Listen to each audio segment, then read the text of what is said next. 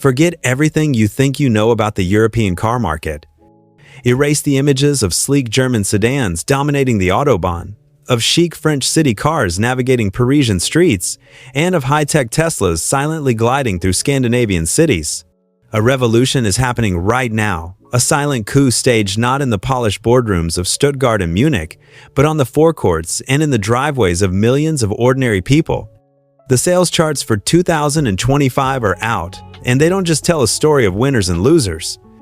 They paint a devastating picture of a continental shift so profound, so utterly unexpected that it has sent shockwaves of panic through the headquarters of the world's most powerful and arrogant automakers. Emergency meetings have been held, decade-long strategies, costing billions in research and development, have been shredded. What if I told you that brand prestige has become irrelevant? That the legendary benchmark of German engineering is no longer a guarantee of success? What if I told you that the vehicle Europeans are now buying in record-shattering numbers is the very one the industry elites dismissed as a joke for years?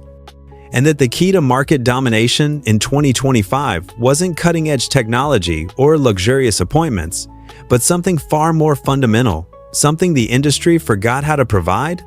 Prepare to have your perceptions shattered. Today, we're diving deep into the raw, unfiltered data from JTO Dynamics, Dataforce, and official registrations to expose the truth behind the monumental shakeup that is redefining the future of driving in Europe. This isn't just a list, it's a wake-up call to an industry that has lost its way. Let's get into it. Car number 1.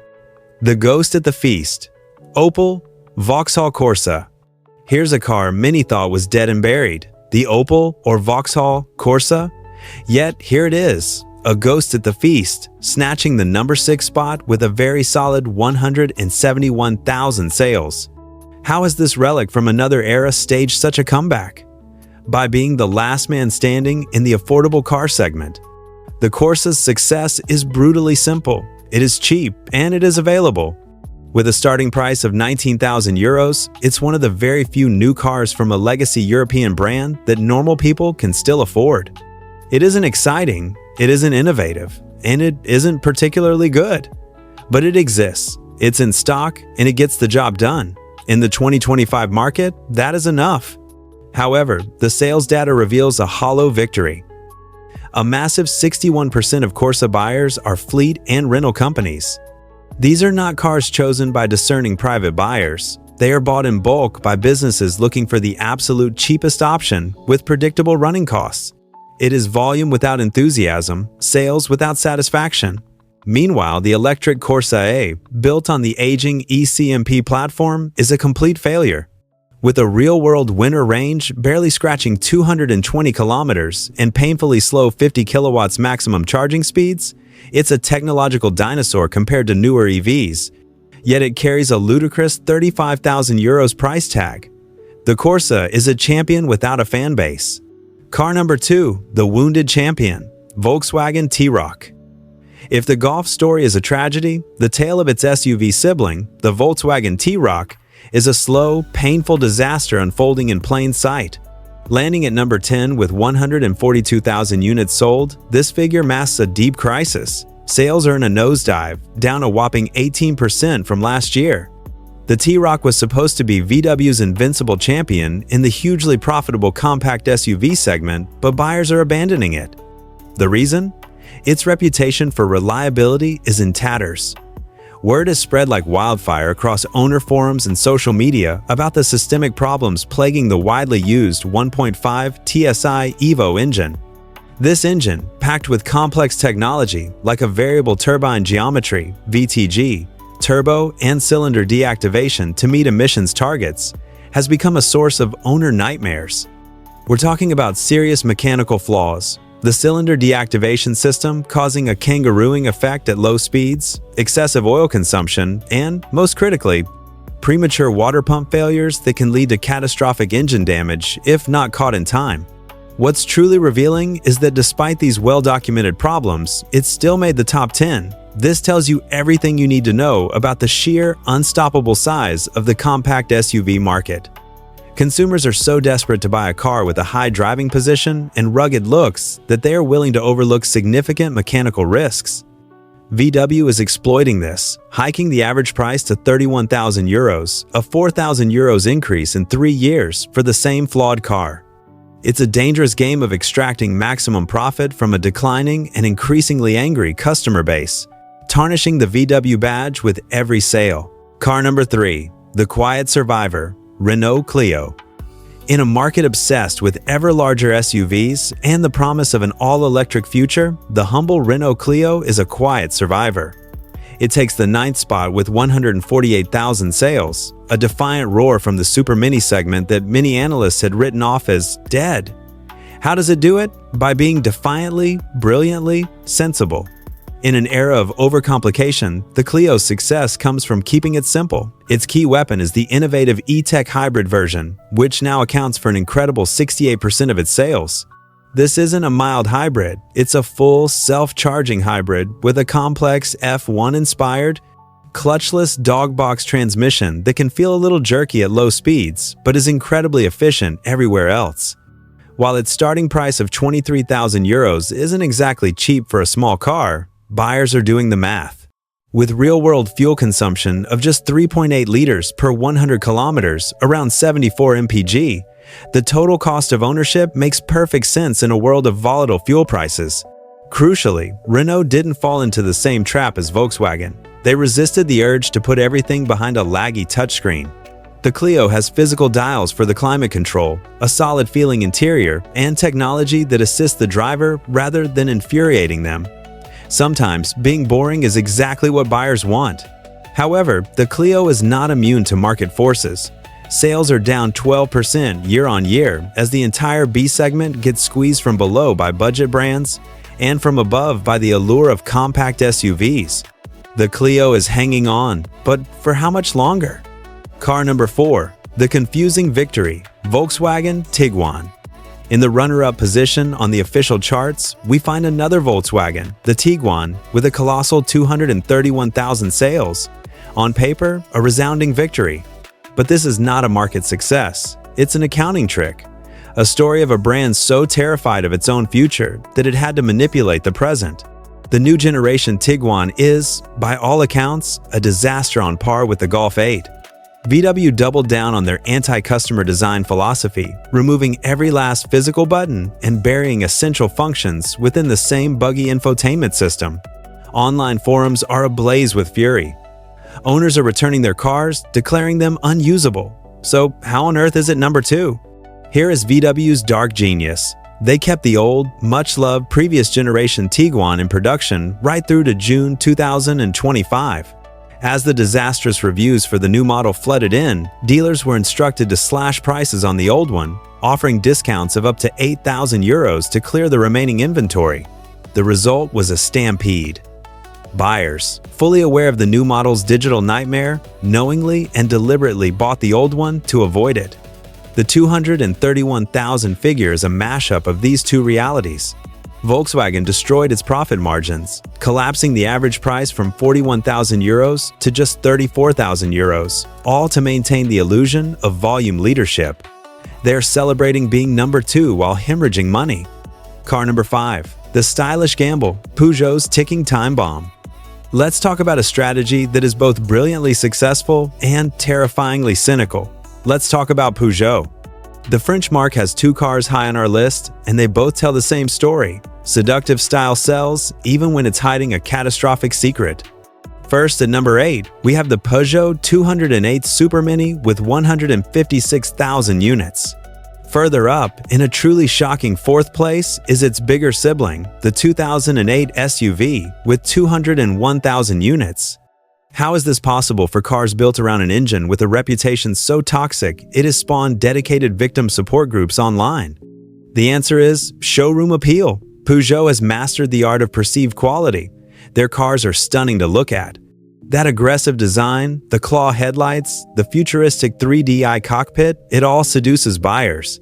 People see the style and ignore the 1.2-liter PureTech time bomb ticking silently under the bonnet. This engine is infamous for its wet timing belt design, where the rubber belt runs in the engine oil. Over time, the belt degrades, particles flake off, clog the oil pump pickup tube and oil channels, and starve the engine of lubrication. This can lead not only to catastrophic engine failure, but also a loss of braking assistance, as the vacuum pump also gets clogged. It is a design flaw of epic proportions, yet people are still buying them, paying premium prices. The electric E208 accounts for a huge 35% of 208 sales, but this success is built on the sand of French government incentives. When those incentives are scaled back in 2026, sales will crater. For now, Peugeot is playing a dangerous game, sacrificing its long-term reputation for short-term profit. Car number 6, the EV paradox, Tesla Model Y. Now for the supposed future of motoring. The Tesla Model Y secures the 7th position with an impressive 163,000 sales. For any other brand, this would be a champagne-popping moment. A premium electric SUV in the top 10? Incredible! But for Tesla, this number hides a terrifying reality. Sales are down a staggering 22% from 2024, and this is despite a series of aggressive price cuts. The unstoppable momentum has not just stalled, it's hit a brick wall. The EV honeymoon in Europe is officially over. The reason? The moat that Tesla built around its brand is evaporating. The competition is no longer just coming, it has arrived and it is ferocious. It's not just the Chinese brands like BYD with its Atto 3. It's the Korean powerhouse of Hyundai and Kia, whose eGMP platform underpinning the Ioniq 5 and EV6 offers faster charging and more distinctive designs. It's the legacy German automakers finally getting their act together with credible alternatives like the BMW iX1 and Audi Q4 e-tron. And here's the painful irony. The Model Ys sold in Europe are built in the Berlin Gigafactory. German-built Teslas, which were supposed to showcase Teutonic precision, are emerging with inconsistent panel gaps and quality issues, while reports of high staff turnover and production challenges plague the facility. Tesla's first-mover advantage, including its once unbeatable supercharger network, is eroding as public charging networks like Ionity expand. They are still a dominant force, but the days of being the only choice are decisively over. Car number 7, the fallen king, Volkswagen Golf. Let's begin with the tragedy, the story of a fallen monarch. For nearly 50 years, the Volkswagen Golf was more than a car. It was the bedrock of European motoring. It was the default choice, the classless icon driven by students and CEOs alike. It was the car that invented its own segment. But in 2025, the king has been dethroned, and its collapse is nothing short of catastrophic. Landing at number 5 with 189,000 sales might seem respectable, but for the Golf, it's a public execution. This is a nameplate that used to effortlessly command sales of over 400,000 units annually. This isn't a dip, it's a free fall from grace. The cause of death? A self-inflicted wound of staggering arrogance. Volkswagen, in a desperate attempt to appear futuristic and fend off Tesla, took everything that people loved about the Golf, its intuitive design, its peerless ergonomics, its tactile quality, and systematically deleted it. The Golf 8's digital interior is a masterclass in how to alienate a loyal customer base. The infotainment system, developed by VW's troubled in-house software division, Cariad, is legendarily buggy, prone to crashing, and agonizingly slow. Essential functions like climate control were buried in sub-menus, forcing drivers to take their eyes off the road to perform a simple task that once took a fraction of a second with a physical knob. The infamous touch-sensitive sliders for volume and temperature, which are not backlit for night driving, became a symbol of this user-hostile philosophy. It was a digital purgatory that drove away customers in droves. Furthermore, VW's own convoluted product strategy didn't help, launching a confusing array of mild hybrid and plug-in hybrid models that competed directly with their own all-electric ID.3, leaving buyers bewildered. With an average transaction price now soaring to 35,000 euros, the Golf is charging a premium price for a subpar experience. The fall of the Golf is a cautionary tale for the entire industry. In the race to become a tech company, Volkswagen forgot how to build a people's car. Car number 8, the unassuming conqueror, Renault Captur. Moving up to the bronze medal position, at number 3 overall, we find the Renault Clio's bigger brother, the Captur, with a massive 218,000 sales. This is the small SUV that nobody seems to have a passionate opinion about, but almost everyone buys. It is the automotive equivalent of vanilla ice cream. Inoffensive, forgettable, but universally acceptable. And that, it turns out, is a recipe for staggering success. The capture's secret weapon is price, but not just the sticker price. It wins by being the best overall deal. Renault and its vast dealer network have become masters of incentives. The list price might be 24,000 euros, but the average transaction price is closer to 19,500 euros after dealer contributions, finance deals, and scrappage schemes are factored in. They are aggressively and successfully buying market share. Like the Clio, the E-Tech hybrid is the star, dominating sales with a 71% take rate. Is it the most refined hybrid system on the market? No. But it delivers a claimed 4.2 liters per 100 kilometers, 67 mpg, and costs thousands less than Toyota's mechanically superior but more expensive system in the Yaris Cross. The lesson is brutal. In this market, accessible price and low running costs beat technical perfection almost every time. What's fascinating is that the Capture, which shares its CMF-B platform with the Nissan Juke, outsells its mechanically identical cousin by a factor of 4 to 1. This is proof that car buying is an irrational process, driven by practical interior design, perceived value, and dealer accessibility. Car number 9 and 10, the shocking conqueror, Dacia Sandero. And now, for the car that holds not one, but 2 titles. It is both our final car and the undisputed heavyweight champion of Europe. The number 1 best-selling vehicle with a jaw-dropping 247,000 units sold is the Dacia Sandero. Let that sink in. A Romanian budget car, a vehicle whose name was once a punchline, is now outselling every single German premium product, every high-tech EV, and every stylish SUV on the continent. This is the earthquake. The cheapest new car you can buy is also the most popular. Starting at just 13,000 euros, the Sandero is a masterclass in providing exactly what the customer needs and nothing they don't. It is simple, honest, basic transportation. The masterstroke is the bi-fuel version, which can run on LPG, a fuel that costs half as much as petrol. This feature, accounting for 40% of all sales, uses technology that is decades old. It is ancient tech destroying cutting-edge innovation. But the Sandero's victory reveals a profound and uncomfortable truth. European consumers are running out of money. They are not choosing a budget car for the fun of it. They are being forced into it by the brutal reality of the post-pandemic cost of living crisis, rampant inflation, and crippling energy prices. The premium car market, which every legacy manufacturer has been chasing, was a bubble.